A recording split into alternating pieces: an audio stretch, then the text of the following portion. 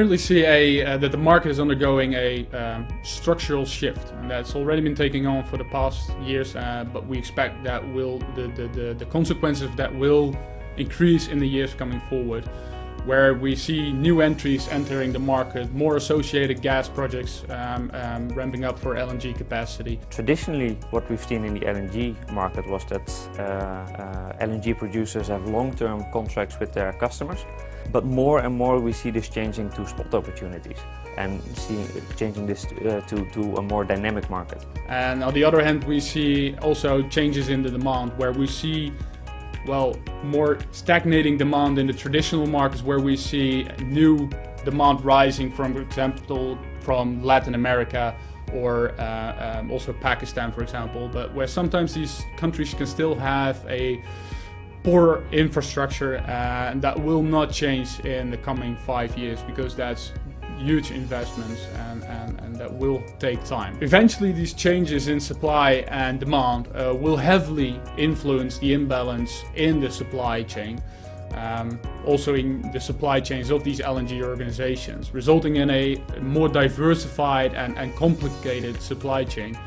One where we will see, and I think this is recognized by everyone, more competition, more tenders, more spot opportunities, and that also will require more flexibility from the LNG sales guys and sales organizations.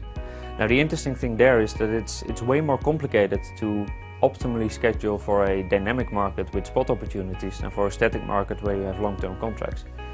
If you have a long-term contract, you basically have a vessel just going from your production site to the customer back and forth, and that's basically it. Now, the challenge with the spot market is that you have a basic plan, you have your ADP, but now there's the spot opportunity, and this is on paper it's a great opportunity, but now you need to make sure that you can actually deliver that as well. So you need to make sure that if you divert your cargo from going to A to B, then also take into account the difference in travel times. And if your original round voyage took 28 days, but now you're diverting it to a different location, now it takes 32 days, that doesn't only mean that you need 4 more days of shipping, it also means that on the subsequent voyage you are going to be delayed by 4 days. Optimization will bring value to these organizations, as they will experience more complexity in their supply chain, and that also makes it harder for them to utilize their supply chain in the best possible way. It's crucial to utilize every single resource in the best possible way, but still making use and focus on how to seize the best contracts, short and long term.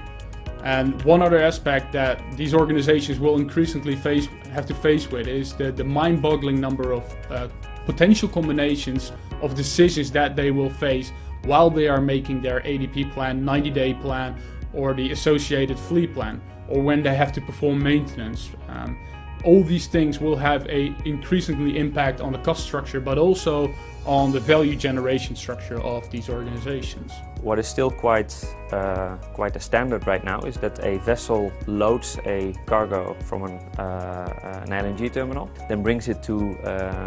the destination, to the customer, and then basically it has to sail back empty. If you would look at it from a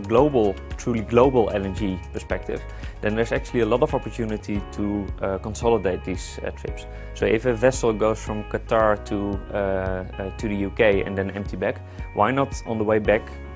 go via Norway, load your cargo there and bring that to Spain on the way back? If you look at it from a global perspective, there's opportunities there, but right now that's not really being utilized, mostly because there's many individual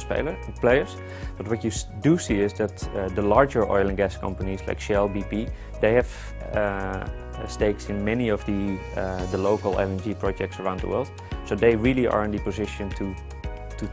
benefit from this global market.